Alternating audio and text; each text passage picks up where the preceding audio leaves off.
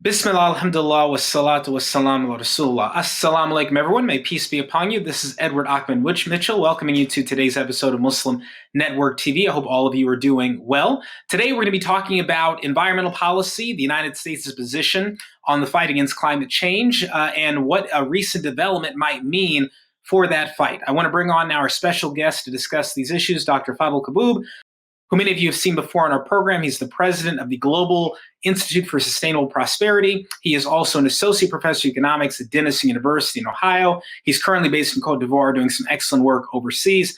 Assalamu alaikum, Professor. Welcome back. How are you doing? Alhamdulillah. Thank you for having me back on the show. Thank you. Of course, as always. All right, so let's talk about this issue. We were talking offline. John Kerry, former Secretary of State, now the climate czar for President Biden, made a very interesting and concerning comment recently about international environmental policy. What did he say? Where did it say it? Why is this causing concern? So the context for this statement is Cop27, the conference that happened in Egypt last November, that lasted more than 2 weeks worth of negotiations, and 200 countries finally agreeing to create a loss and damage fund. And this fund is meant to be the source of compensation for the most vulnerable countries that are on the front line of climate change, compensating them for loss and damage, as the fund is named. The problem with COP27, the creation of the loss and damage fund, was simply the creation of this empty bucket, and there's no money put into it because there is no agreement and no time to negotiate an agreement on who's going to pay into this fund, and then how those funds will be dispersed, what will be the criteria for disbursements. So this becomes the agenda for COP28, which is the next conference that will happen at the end of this year in the UAE.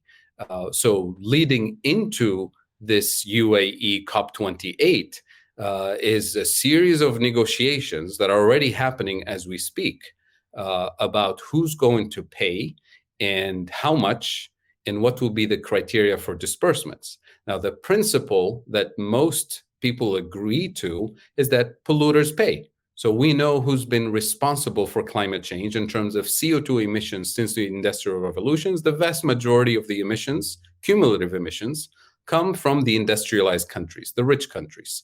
The problem is that the most vulnerable countries, the countries on the front lines of climate change, have not contributed in any significant way to the cumulative effect of CO2 emissions, which is the engine of this climate change and the damage that comes from climate change. Africa, for example, the cumulative emissions of the entire continent are less than 4% of global emissions. And that's the equivalent of essentially what Spain alone emits. So there's a clear principle that everybody should agree to, that the vast majority of the responsibility for climate change and climate finance should come from the global north. And the statement we heard from John Kerry a couple of days ago was essentially a response to a question asked in the Senate about, will the U.S. pay reparations for climate change to countries that face climate events? And his answer was absolutely not. And that's shocking, because if the United States doesn't put money into the climate loss and damage fund, then certainly we're not going to see any of the major polluters put a single dollar into it. The part that's not surprising is that this is not new and should not have been surprising, because all the other climate funds that have been created in the past remained almost empty to this day. So what is Secretary Kerry's explanation for why the United States would not be willing to pay into this fund, this damage and loss fund? Well, it's because it sets a precedent, I think, and this is my interpretation. Right? He didn't fully explain, and hopefully we'll hear deeper conversations and statements about why that is the case. But my interpretation is that once you set a precedent of recognizing that the United States of America as a country, because he's speaking on behalf of the country, is acknowledging responsibility for cumulative emissions and will be paying compensations for cumulative emissions, the dollar amount of such compensations and claims, legal claims, that will be made will be massive. And I think the U.S. just doesn't want to, legally admit responsibility and set a precedent. But the U.S. most likely would be willing to put funds into loss and damage fund and the Green Climate Fund, which only has about $10 billion total in it, and the commitment that the world made in 2000 and COP15 in Copenhagen for generating $100 billion annually for climate finance, which was not delivered. The latest numbers we have, the maximum we've reached in around 2020 was 85 billion, and that's like stretching the accounting to call it 85 billion. So we're not even close to the commitments that we've made in the past. So it's really going to be a big battle to get the US, China, and Europe to agree on a formula for who's going to put money into this fund and who's going to be able to withdraw money from that fund, for what purposes and under what kind of criteria. And that is the negotiation that's happening right now. John Kerry, after he made that statement, he went to China for a series of negotiations on this question in particular. But time is of the essence here, because COP28 is coming up soon, and we need to have a formula ready and commitments ready so we can actually start doing the work, because climate change is not waiting for us to spend years and years worth of negotiations. What are the other agenda items that might be coming up in COP20? I know there's been this tension between developing countries that want to use industry and oil and other things to lift up their economies the same way the West was able to do for many centuries. But now they're being told, no, you can't do that because it'll harm the environment. And at the same time, now it indicates to us that they're not going to be able to access potentially this fund to recover from the consequences of climate change. It seems like they're being squeezed from both sides. What are the other agenda items that might be on the agenda at COP28? Well, with these intense negotiations, unfortunately, the decisions are made last minute. So it depends on the battle of negotiators in the weeks right before the beginning of COP28.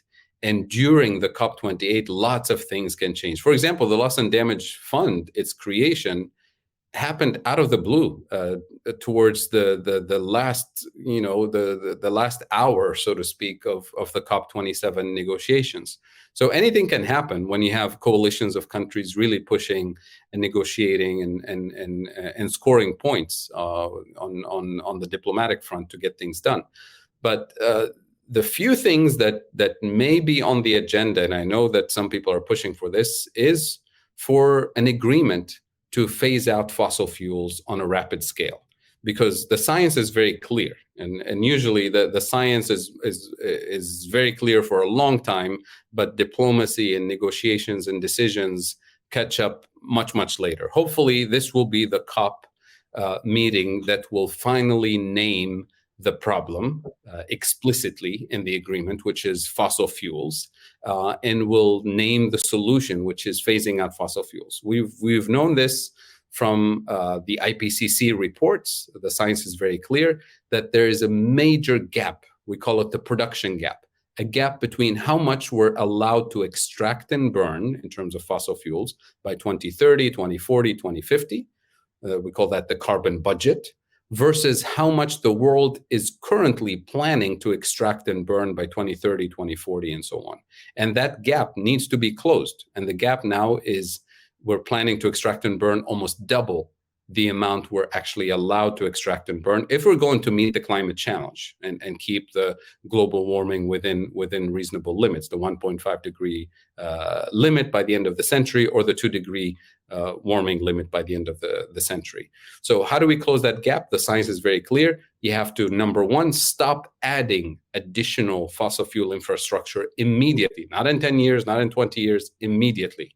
And number two, have a rapid schedule and scale to phase out existing fossil fuel infrastructure by 2030, starting with coal and then transitioning to the other fossil fuels, oil and natural gas. So if this COP28 continues to shove this problem under the rug, we're just making our challenge much more difficult moving forward. Every year we lose on phasing out fossil fuels is compounding our problems. I'll give you just a few numbers just to put this in context. The science says we need to phase out fossil fuels and stop building infrastructure. The reality is the biggest fossil fuel companies are adding new infrastructure, capital expenditure, new fossil fuel infrastructure at the tune of $700, $800 billion a year, sometimes $1 trillion a year of brand new infrastructure. So that's not the kind of investments we need to fix the problem. So if this COP28 doesn't address it directly, name the problem, and come to an agreement as to how we're going to phase this out. And the biggest phase out has to happen in the global north, the richest countries. The problem is that with the conflict in the Ukraine, as you know, and the energy demands of the European Union, we've moved in the wrong direction, because now Europe is investing heavily in fossil fuel infrastructure, natural gas in particular, building pipelines all the way from Nigeria to Europe, all the way from Senegal to Europe. And that's just compounding our problems, because we're now locked into more fossil fuel production for decades to come, when we should be phasing out and reducing these investments and replacing them with renewable energy infrastructure. Well, Doctor, I want to thank you so much for coming on and sharing your perspective on these issues. We look forward to seeing what happens at COP28 and seeing if there are any developments related to the issues that you've raised with us today. And we look forward to having you back in the future to discuss some of those developments, inshallah. Again, may Allah grant you success with your endeavors overseas, and we look forward to seeing you back in Ohio soon, inshallah. Till then, assalamu alaikum. Thank you so much. Bye. Thank you. And thank you all for watching today's segment. We look forward to seeing you next time, inshallah. Assalamu alaikum. Have a great day.